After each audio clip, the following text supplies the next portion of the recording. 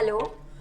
Manufacturing industries we are discussing, and we are discussing different types of industries operating in India, their different activities, their different operations, their different production work. And today we are going to discuss first of all about the chemical industry. Yesterday the last industry that we did was aluminium smelting and aluminium industries, and now we come to the chemical industry, which is a very important industry not only as far as the production and self consumption is concerned, but also it occupies 12th position in the world in terms of its size and its contribution to the gross domestic production as about 3%. Chemical industry. This is the only industry which have no challenges, because till now we have done with the industries, we have also learned about different challenges, about the different problems faced by the industries. This is the one where there are no challenges, we are producing satisfactorily and we are consuming satisfactorily. And now chemical industries, they are of two types, organic and inorganic. Organic industries, they are based on the petrochemicals, they produce drugs and pharmaceuticals, they are mostly located near the oil refineries because they also produce plastics, dyestuffs, etc. And the largest working area in this industry is drugs and pharmaceuticals, the medicines. And then we have inorganic industries. The part of chemical industry is inorganic, producing sulfuric acid, nitric acid, soda ash, detergents, paper, etc. So there can be a very long list of the products produced by the chemical industries in India, which are of daily use, because I told you that this industry is doing very well in terms of production and consumption, because detergents, floor cleaners, insecticides, pesticides, all dyestuffs, plastics, adhesives, these are the things which are very common in use. So this industry is doing very well in terms of its contribution to the GDP as well as its size. Correct. Second one is the fertilizer industry. Again, after the green revolution, fertilizer industry in India made its strides. It developed far and wide, and almost in every part of India there are fertilizer plants. Okay, and you can trace it to Assam, Maharashtra, Rajasthan, Goa, Bihar, Uttar Pradesh, etc. So many states have been, Odisha, etc. All the states, they have been covered over here. And fertilizer industries, they produce nitrogenous fertilizers, urea, ammonium phosphate and potash. Particularly potash is totally imported, because in India there are no reserves of potash in any form. That is why these fertilizers, they are a bit costly. So after the green revolution, when the strategy of the Indian government was to increase agricultural production, to increase the production of the food grains, and particularly the green revolution took place in Punjab, Haryana, Uttar Pradesh and some parts where the narrow corridor of Rajasthan, these fertilizer industries, they came up, and FCI, Fertilizer Corporation of India, is the organization which is looking after it. There are 57 units of the fertilizer industries in India. Many industries are in public sector and many more industries are working in the private sector, located in almost all the states of India. Correct? Then we come to the cement industry. Cement industry, the production of cement, the use of cement can indicate the infrastructural development and other developments in a country, because cement is needed for construction activities. And if in a country the demand for cement is created, the demand for cement is increasing, that means construction activities are going on in that particular country. So this is regarded as an indicator to know that in a country the developmental activities have been going on, because construction of roads, construction of ports, construction of airports, seaports and airports, construction of buildings, including commercial and non-commercial. So all these include cement.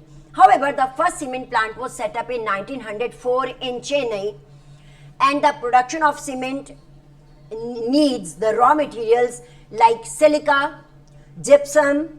The largest raw material is limestone, alumina. So where these cement plants should be ideally located, they should be located in all those areas where these silica, gypsum, alumina, limestone are available. Plus, very important thing is coal and electric power. And obviously good transportation system, so that these cement bags could be sent to the distant parts of the country, and also to export. India has a very readily available market of cement in East Asia, Middle East, and the other countries, Gulf countries. A ready market is there because India produces all the qualities of cement. However, since 1988, the decontrol of price, the decontrol of distribution have been there. It is under APM, Administered Price Mechanism. And since then, the industry had made long strides in India, and particularly after the globalization, after the foreign direct investment, the industry is doing wonders, and this is another industry like chemical industry having no problems. These three industries, chemical industry, fertilizer industry, and the cement industry, no challenges as such, but the cement industry needs more and more demand to be created internally, because externally, I told you, we have a readily available market outside in Asian countries also, as well as in the Gulf country, but we also have internal demand on increase day by day. So if the demand is increasing, that means we are going for the developmental activity. Remember that point. Manufacturing industries bring development in general and economic development in particular. So we are talking of general development. Generally, there are buildings, cement work is going on, construction activities are going on. So since globalization, again, the industry is doing very well in terms of its size, in terms of its contribution to the economy. Correct? Then we come to the automobile industries. Yes, again, FDI, foreign direct investment. Gone are the days when on the Indian roads we used to see ambassadors, Fiat, and certain brands, certain limited brands we used to see.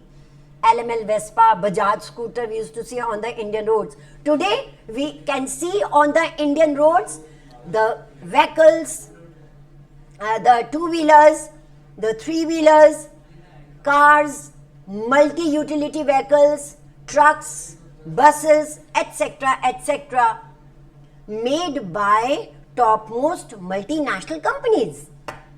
So automobile industry is an indicator of the growth of science and technology. We have read in our economic syllabus that how MNCs, they come to India, they have set up their production work in India, they have joined the local companies like Mahindra and Mahindra.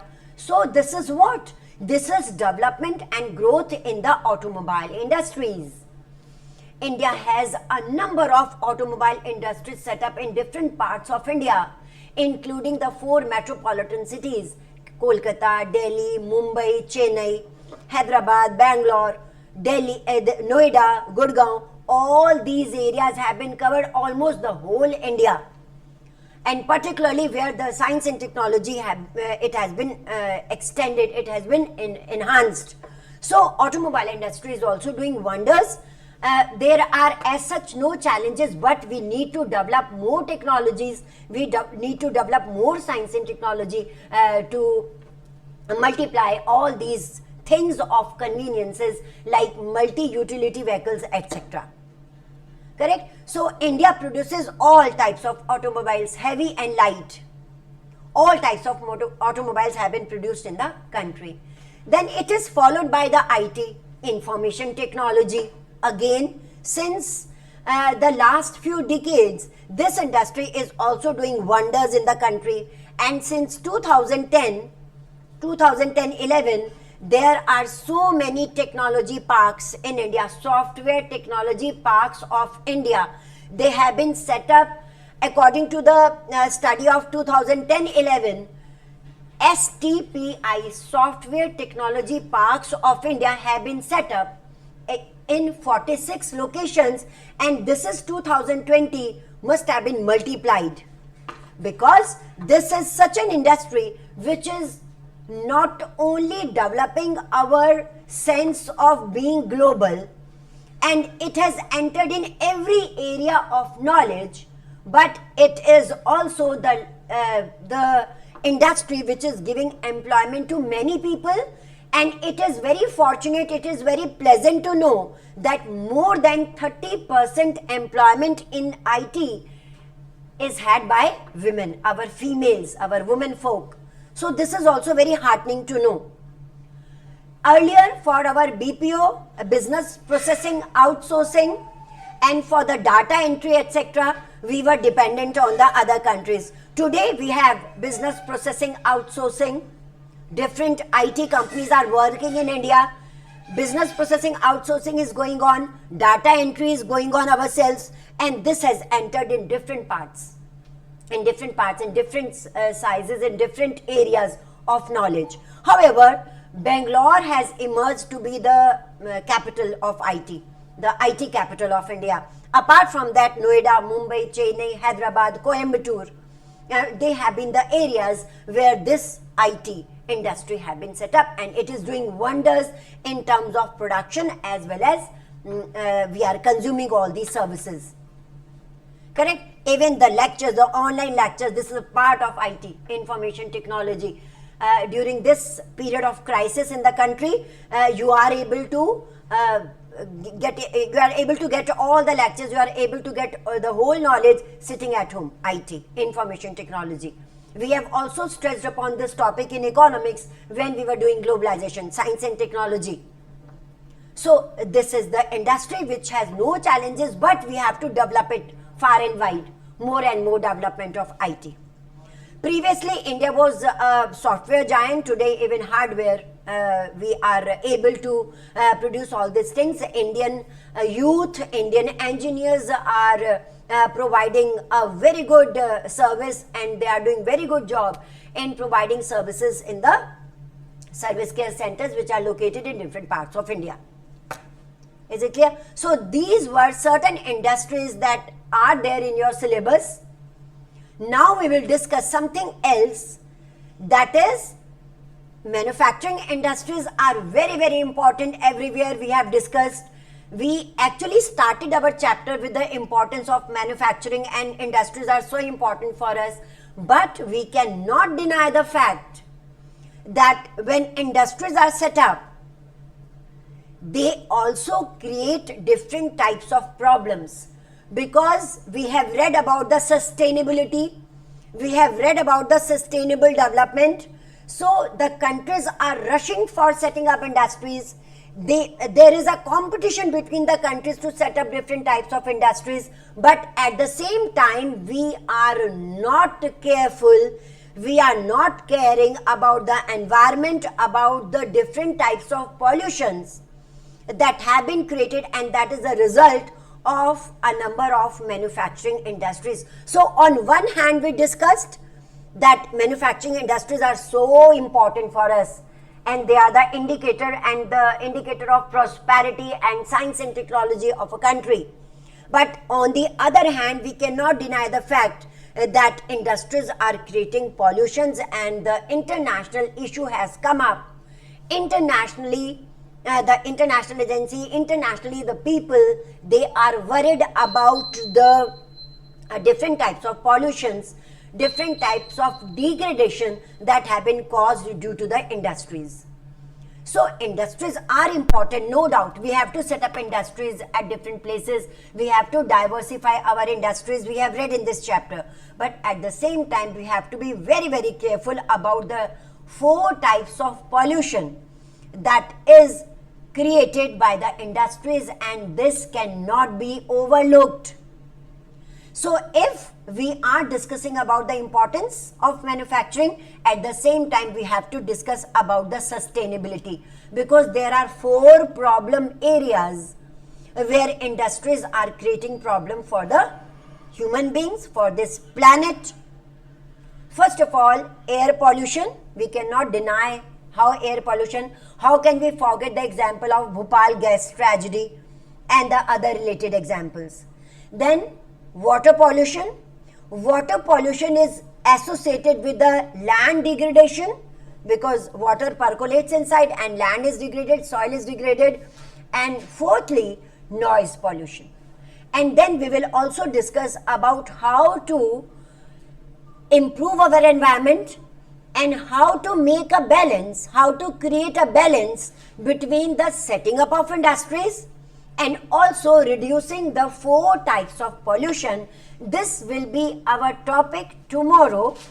Till then, it's goodbye from me. Prepare your notes. See pages 75, 76, 77. On page 77, locate the Software Technology Parks of India. We will meet again tomorrow with a new enthusiasm and a new energy. Thank you.